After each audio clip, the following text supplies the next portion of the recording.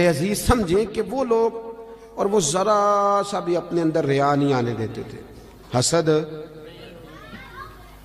حسد نیک آدمی میں بھی ہوتا ہے. ناراض تو نہیں ہو گئے نیک لوگ جی؟ نیک ناراض نہ ہو جائیں. حسد نیک آدمی میں بھی، بندہ نیک بھی ہوتا ہے اور حسد بھی، چونکہ حدیث ہے ترمذی شریف میں، حضور نے فرمایا حسد نیکیوں کو یوں کھا جاتا ہے جیسے خشک لکڑی کو آگ کھا جاتی. تو اس کا مطلب ہے حضور نے فرمایا بندہ حاسد بھی ہوتا ہے اور نیک بھی ہوتا ہے، اس کے ساتھ ساتھ حسد بھی چل رہا ہوتا ہے اور نیکیاں بھی. تو پھر نیک آدمی کو چاہیے نا حسد سے جان چھڑائے. ایسا نہ ہو کہ وہ نیکیاں کرتا جائے اور ساتھ ساتھ حسد کھاتا جائے. اس کا کوئی فائدہ اپنی روحانی زندگی کہیں تکبر نہ آئے کہیں بھی. اور امام کشاری تو یہاں تک فرماتے ہیں، آپ فرماتے ہیں میں نے بہت سارے جھکے ہوئے لوگ دیکھے ہیں، گردنیں جھکی ہوئی ہیں، دل میں بڑا تکبر ہے. آپ فرماتے ہیں میں نے بہت سارے دعائیں مانگنے والے دیکھے ہیں جو جزاک اللہ بھی برابر کہہ رہے ہیں پر اندر ان کی عداوت بھی برابر. ایسا نہیں کریں. آپ یہ دیکھیں کہ کہیں ایک دیکھیں نا، ایک ہلکا یہ میرا بٹن ٹوٹ جائے نا تو ساری محفل میں میری توجہ بٹن پہ رہے گی، چاہے کوئی دیکھے بھی نہ. مجھے تو پتہ نا ٹوٹا ہوا ہے تو میں بار بار غور کروں گا.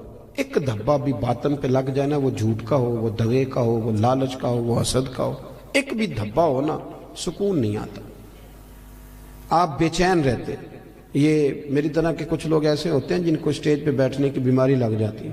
اب یقین کریں میں تو کسی وقت سوچتا رہتا ہوں کہ کوئی محفل ایسی بھی تو ہونا کہ ہم بھی پیچھے بیٹھ کے سنیں، اپنا چسکا بھی تو پورا کرنا ہے.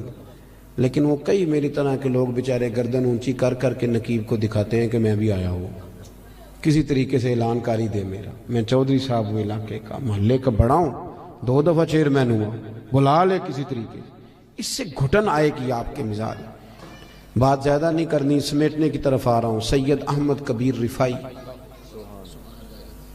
اعلیٰ حضرت بریلوی رحمۃ اللہ علیہ نے بڑی کھل کے تعریف کی ہے اس درویش کی، اور یہ وہ کامیاب ترین لوگ ہیں جن کا عشق حضور کی بارگاہ میں مقبول ہو گیا. دروازے رسول پہ حاضر ہوتے تھے تو اللہ کے محبوب کروے انور سے اپنا بازو باہر نکال کے ہاتھ ملایا کرتے.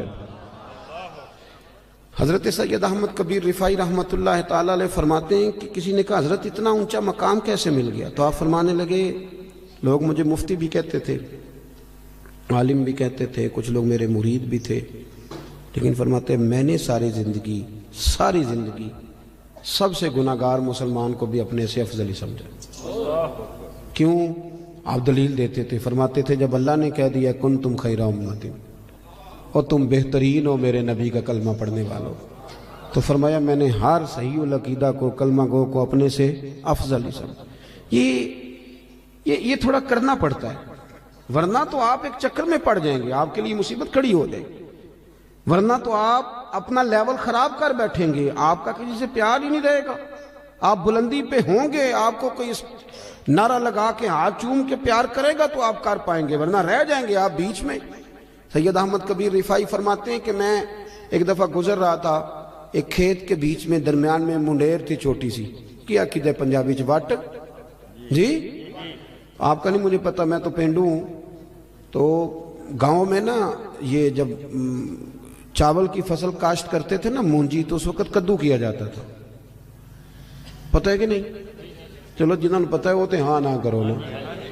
وہ کدو کا مطلب یہ ہوتا تھا کہ وہ ساری فصل بھر دیتے تھے پانی سے، اچھے طریقے سے بھر دی جاتی تھی. وہ بڑی نرم، چونکہ چنے کی فصل کا بیج نہیں لگتا، اس کا پودا لگتا ہے. پہلے وہ الگ جگہ لگایا جاتا ہے، پھر اس کو وہاں سے لا کے یہاں بویا جاتا ہے. ایک پوری ترتیب ہے. پنیری اس کو کہتے ہیں. اور بھی کچھ عقیدہ سی تسی مجھے یاد، لاب، دیکھیں قاری صاحب کو پتہ ہے ہاں جی، لاب ہے نا جی. اللہ تعالیٰ جزائے خیر دے، بہت ساری برکت دے قاری صاحب کو، آپ سب حضرات کو.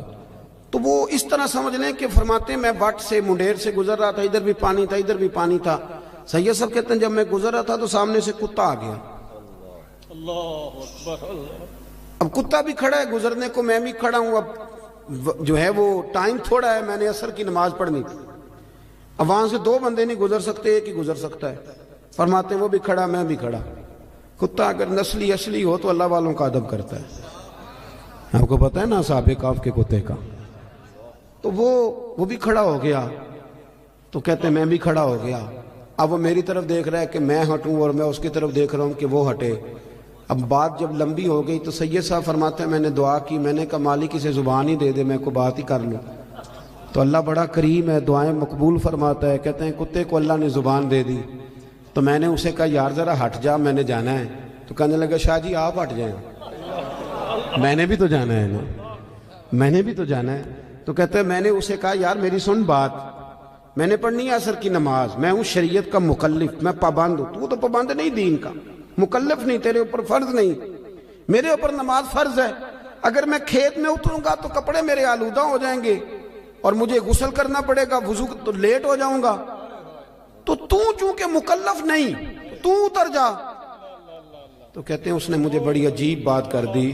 کہنے لگا شاہ جی کھیت میں اترنے سے تو آپ کے کپڑے آلودہ ہوں گے, پر مجھے کتا اور حقیر سمجھ کر اگر آپ نے کھیت میں اتارا تو آپ کا دل آلودہ ہو جائے گا اور کپڑے تو دھل جائیں گے. وہ کیا کہا تھا درویش نے؟ بابا صاحب کہنے لگے راتی جاگیں تے شیخ صدا میں, راتی جاگ دے کتے تیتھوں اتے, مالک دا در مول نہ چھڑ دے, پاویں مارو 100 جتے تیتھوں اتے, ایک برکی دا قدر پچھانن, پاویں مالک ہوں ون ستے تیتھوں اتے.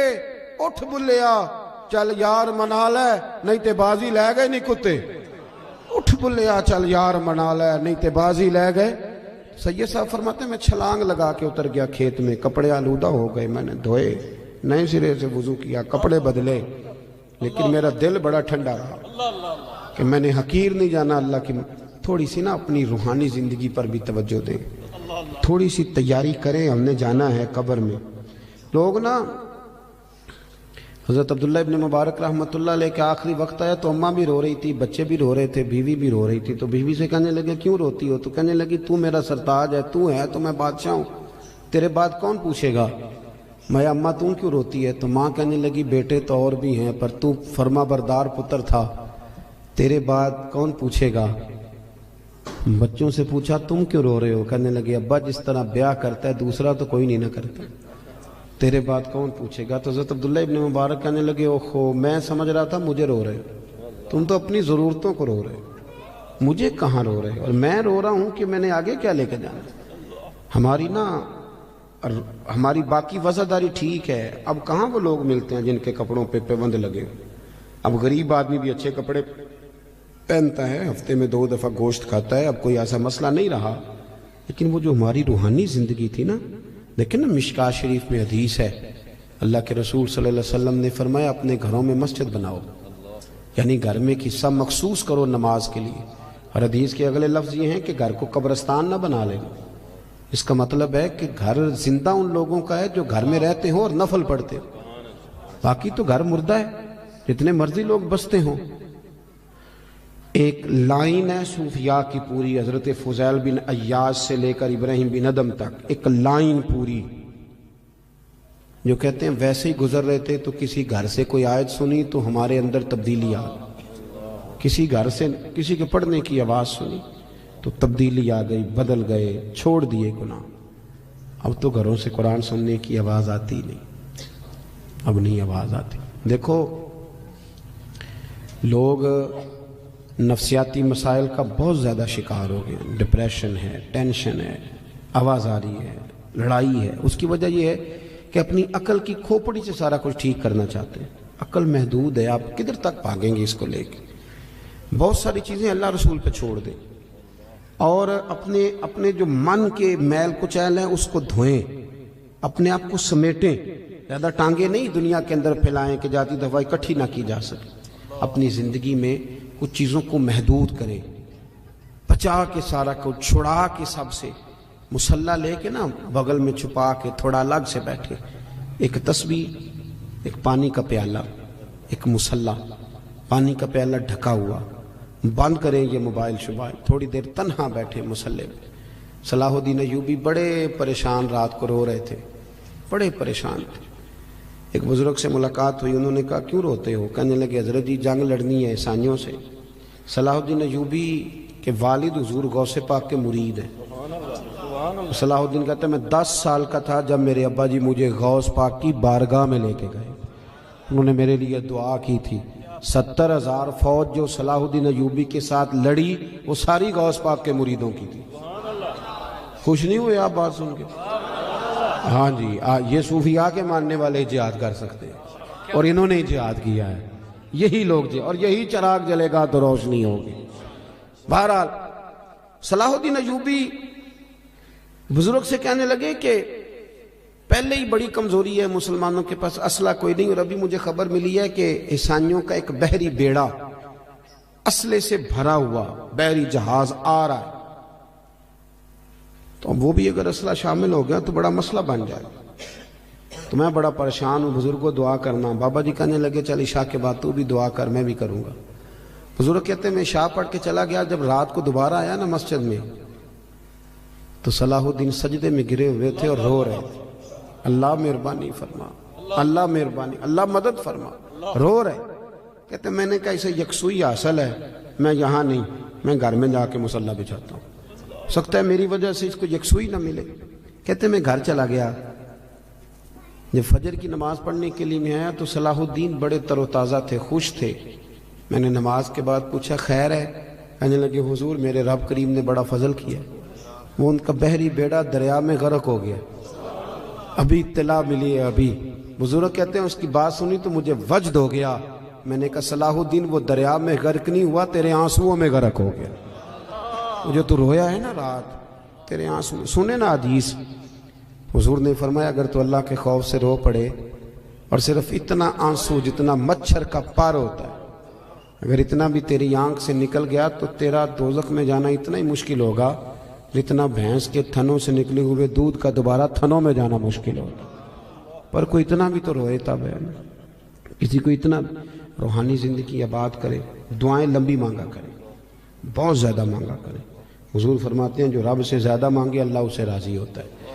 اپنا تعلق، یہ دعا بندے کا اللہ سے رشتہ ہے. دعا مانگیں، مصلی پہ بیٹھیں، درود و سلام پڑھیں، ذوق سے پڑھیں. ایک جگہ ایسی مخصوص کریں جہاں بندے نہ ہمیں دیکھیں، وہاں بن صبر کے سج کے بیٹھیں.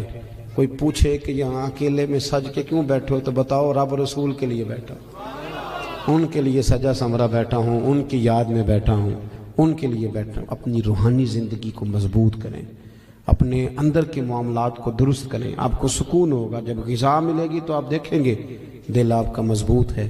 دعا کرتا ہوں جو میں کہہ سکا میرا اللہ قبول فرما لے، جہاں بھول گئے اللہ ہم سے درگزر فرمائے. ہم پکے پکے مسافر ہیں، مستقل سفر میں ہی رہتے ہیں، تو مہربانی فرمایا کریں جب آپ جانے آنے میں ملتے ہیں. مجھے بڑی تکلیف ہوتی ہے کہ دوستوں کو دھکے لگ رہے ہیں. یہ میں ہفتے میں کئی دفعہ لاہور آ جاتا ہوں، تو آپ بھی تو کبھی آ جائیں نا میرے پاس. اس کو ملنے کا شوق ہے وہ آ جائے، انشاءاللہ لنگر بھی پیش کریں گے. لیکن یہاں دھکم پیل نہ کریں، وہاں آئیں تاکہ تسلی سے ملیں، آپ کی بات بھی سنیں. اللہ آپ کو اجر عظیم عطا فرمائے. سلام ہوگا، قاری صاحب دعا فرمائیں گے. آخر